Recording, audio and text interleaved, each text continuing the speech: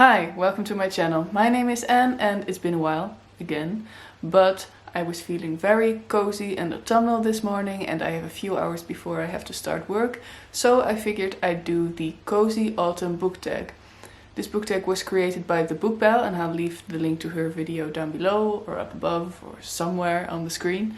And it's a book tag that's all about autumn, that's all about feeling cozy, and I've really been enjoying autumn this year. It's always my favorite season together with spring, but these few weeks in the year that the weather is still sunny but it's nice and crisp outside and the leaves are turning from green to golden and yellow and red, that's my absolute favorite time of the year. And it's only about 3 or 4 weeks, I think, maybe a little bit more, about a month, and then it's over and autumn starts being its depressing self. That's the part of autumn I'm not a big fan of. But this part where everything is nice and pretty and feels a little bit magical and it's all cozy and you can start to wear sweaters again, that's my favorite time of the year. So that's why I'm doing this book tag. It has 10 questions, so let's get right into them. The first question is, what book always reminds you of autumn? And my mind immediately went to anything by Maggie Stiefvater. I'm not sure why, because it's not like her book always take place in autumn, but there's something about the atmosphere in all of her books that just has that magical autumnal feel about it. So mostly The Raven Boys, which is one of my favorite series, the Raven Cycle I should say. The Raven Boys is the first book.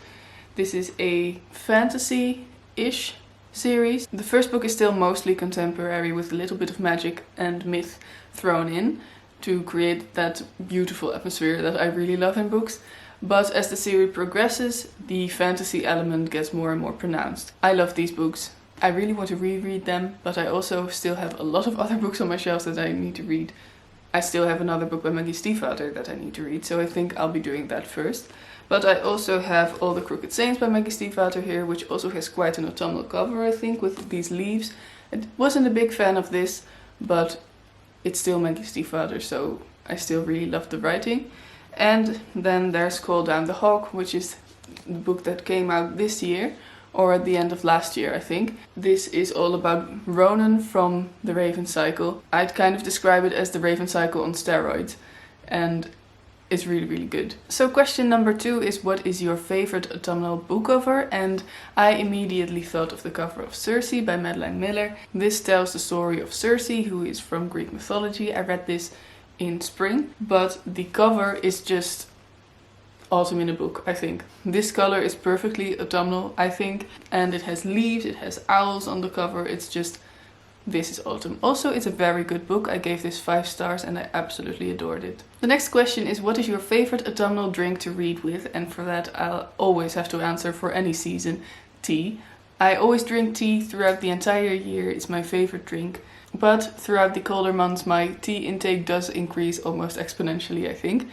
Right now this is my first cup of tea of the day because it's still the morning, and the first cup of tea of the day for me is always Russian Earl Grey, which is Earl Grey with a little more citrus in it. That's my first drink of the day throughout the entire year because I am a creature of habit. But as for autumn and the perfect autumnal tea, I really love a tea by a Dutch tea brand, Pickwick, and it's called, aptly, Autumn Storm, and it's a tea with cinnamon and apple flavor, and it's delicious. I do predict that this is going to be cold before I'm done with the video, so that's a bit of a bummer. The next question is, do you prefer to read late at night or early in the morning? And for this I don't really have a clear answer, because I do like to read late at night, but my eyes always get very tired late at night or just halfway through the day already. So it sometimes is a bit difficult for me to read then, but in terms of coziness, it's the perfect moment to read, of course.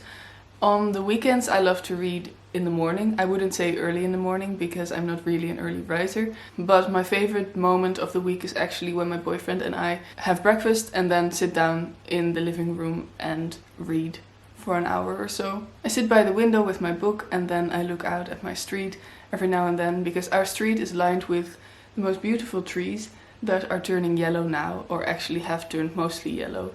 It's also the first thing I see in the morning when I open the curtains, and it's making me really happy these days. So yeah, I wouldn't say I'm really one for reading late at night, but also not for early in the morning. I guess more in the middle of the day. The next question is, Halloween is coming. What is your favorite spooky read? And I don't really read spooky books. I'm not really one for horror, either in book form or film form. As for the spooky read I've chosen, I went for Wuthering Heights by Emily Bronte. This isn't really all that spooky, but it does have some spooky elements. This is of course a classic about Heathcliff and Cathy, and it's one of my favorite books of all time. Not because the romance is so great, let's be clear about that. This romance is very messed up. I just love the vibe this has, the atmosphere, Emily Bronte's writing. I think this was also the first classic I ever read when I was 15 or 16. The first English classic, I should say. And I was so impressed with it, and it has stayed with me throughout the years. And I really want to reread it for the 4th time, I think. Question number 6 is, what is the ultimate comfort read for you? And for that I have to go for Aristotle and Dante Discover the Secrets of the Universe by Benjamin Elira Sands. It's very shiny, but I love this book. I reread it this year for the 3rd time, I think. I listened to it on audiobook. Lin-Manuel Miranda has actually narrated this audiobook, which is amazing. This book is about 2 boys, Aristotle and Dante, who meet one summer at a swimming pool, and they become the best of friends, and maybe a little bit more than that. And it's about family, it's about love, about trauma, it's about all kinds of beautiful, sometimes heartbreaking, sometimes heartwarming things. And I love Benjamin Elira Sands' writing style. I love this book to pieces. It's an easy read as well. In terms of writing, it's very melodious, it's very poetic, but it's also easy, and that's perfect for a comfort read, I think.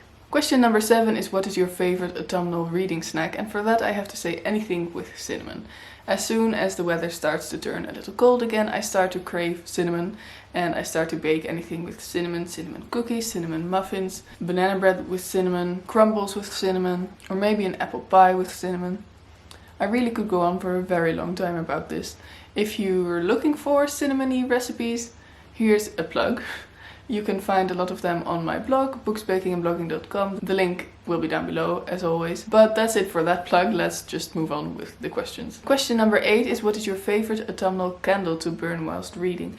And I don't really have a favorite candle to burn. I really want to buy some candles, but I'm kind of new to scented candles. I used to really not like scented candles because I thought the smell was too overpowering, but I've kind of grown to like them a bit more, but not the very heavy ones. So it's kind of difficult to buy scented candles online, but I think I'm going to try. I've done a little bit of research and I've come across a few good ones. I think I'd really like a cinnamon and apple kind of candle. I think that works well for autumn, and I really like the smell, although that is bound to make me very hungry all the time. Question number 9 is, when you're not reading, what is your favorite autumnal activity? Obviously for me it's also baking. As soon as it starts to grow cold again, I start to bake again. During the summer I didn't really bake that much because it's too hot to turn on the oven, and for some reason I just didn't really feel like it a lot. But over these past few weeks I've really started to feel the urge to bake again, to start to develop new recipes with cinnamon. I'm having a really good time baking again, and it also feels very cozy. I also like to go for walks now because since the pandemic is still going strong, I'm inside a lot of the time, and sometimes I don't leave the house for a few days in a row and I just forget about doing that. But it's not very good for my mental health, so especially now that the weather is so nice and it's so beautiful and magical everywhere, I like to go out and have a short walk after work. I also have a habit of picking up leaves I like on the way, and then I leave them inside for a few days and then they crumple up. These are still kind of pretty, but they were even prettier when I first picked them up a few days ago. It's always my plan to take pictures with them for Instagram, but then I forget. Or I'm too lazy. One of those things. And then the last question of the tag is, what is on your autumn reading list? And I've chosen 3 books that I still want to read. One of them is actually on my proper autumn reading list, and that is Rebecca by Daphne du Maurier. Daphne du Maurier. Daphne, I never know how to pronounce her name, but you know the book. Everyone seems to be reading this right now on BookTube because Netflix has just released a film, an adaptation of this featuring Lily James, whom I love. And this is a classic, of course, but I haven't read it. And I think it's kind of spooky. I don't know really all that much about it, but I've wanted to read it for a very long time, and now that the movie is coming out and everyone is reading it, I kind of just felt compelled to pick it up. And then the other 2 books I still want to read, and this is not just for autumn, this is for the entire year, because these are the final 2 books on my 10 books I need to read in 2020 list. The first one of that is 100 Years of Solitude by Gabriel Garcia Marquez. This has been on my shelves for a very long time, so this year I finally put it on my list of 10 books, which means I have to read it this year. That's just the commitment I make. And I think it's good that I put it on the list because it's almost November and I still haven't picked it up. So if it hadn't been on the list, I really don't think I would have picked it up at all this year. But I'm excited to read this. I'm also a little intimidated to read this. This is a magical realism novel, I think. I read The House of the Spirits by Isabel Allende earlier this year and I really loved that. So if this is anything like that, I'll probably end up loving it too. And then the final book I really need to read this year is Girl, Woman, Other by Bernardine Evaristo. I picked this up when she won the Man Booker Prize last year and I intended to read it soon, but I kind of already knew that that wasn't going to happen. So I put it on my list of 10 books to read in 2020 and here we are, and I still haven't read it. But I think I'll pick this one up before 100 Years of Solitude because I really want to read this and I've heard so many good things about it, and also it's very pretty. And that's it for the Cozy Autumn book tag. My tea has indeed grown quite cold, so that's a bit of a bummer, but at least I filmed again and it was a lot of fun, so hopefully there will be some more videos from me in the near future. I'm going to be participating, I hope, in the Gilmore-thon. It's a readathon about Gilmore Girls and it takes place in November, so you'll probably see my TBR for that soon. In the comments down below, please let me know one book that you really want to read before the end of the year. Are you excited about it? Is it intimidating you? Let's chat about it, and please like this video if you liked it and subscribe to my channel if you want to see more of me whenever I post a video again. And have a wonderful day. Bye!